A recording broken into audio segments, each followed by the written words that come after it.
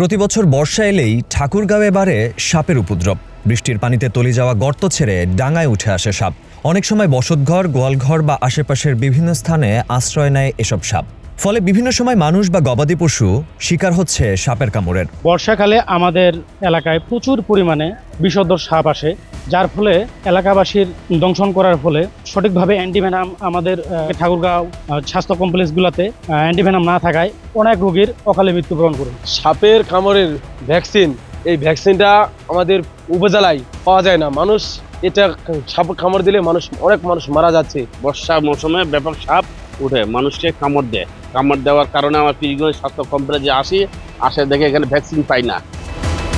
এবারও ঠাকুরগাঁওয়ে বেড়েছে সাপের উপদ্রব। তবে জেলার কোনো হাসপাতালে নেই সাপে কাটা রোগীর অ্যান্টিভেনম। এতে বিপাকে পড়েছে রোগীরা।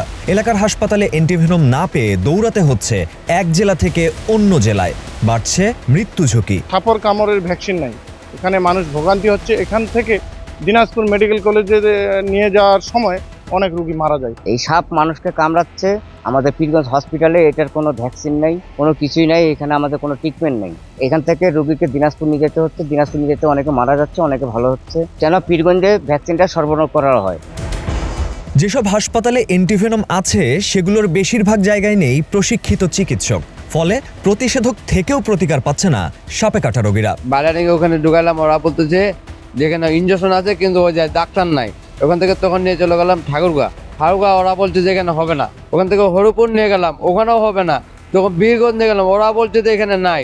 তো দেখেন আজকে যদি মনে করেন আমার ছেলে গেছে, আমার বুক খালি করছে, কালকে এক বাবার বুক খালি হবে। প্রত্যেকেরই দরকার ইঞ্জেকশন। যেন আমরা আমাদের থানা হসপিটালের মধ্যে আমরা ইঞ্জেকশন পাই, তাহলে আমাদের প্রত্যেকের আমরা উপকৃত হতে পারি।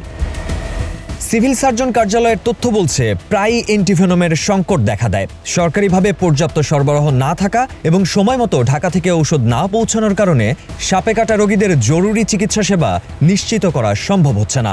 তবে এর মধ্যেও অ্যান্টিভেনম সংগ্রহের চেষ্টা অব্যাহত রয়েছে জানান সিভিল সার্জন আনিসুর রহমান।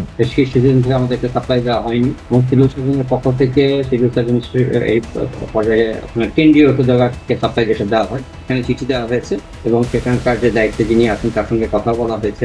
এখান থেকে আমাদের সর্বশেষ যেটা বলা হয়েছে, যেহেতু সরকারি সাপ্লাই এই মুহূর্তে নেই বা স্টোরে কেন্দ্রীয় ওষুধে আমাদের এই সাপে কামড়ের ভ্যাকসিনটা নেই, আমাদের কেএমএসআর বরাদ্দ হলে সেখান থেকে অথবা জেলা নির্বাহী কর্মকর্তার সঙ্গে সমন্বয় করে এই ওষুধটা সংগ্রহ করার ব্যাপারে বলা হচ্ছে।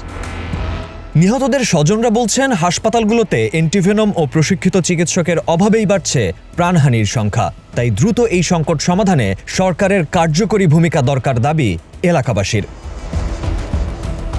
ঠাকুরগাঁও থেকে আব্দুল আলিমের তথ্যচিত্রে Mahfuza Refin, Green TV digital.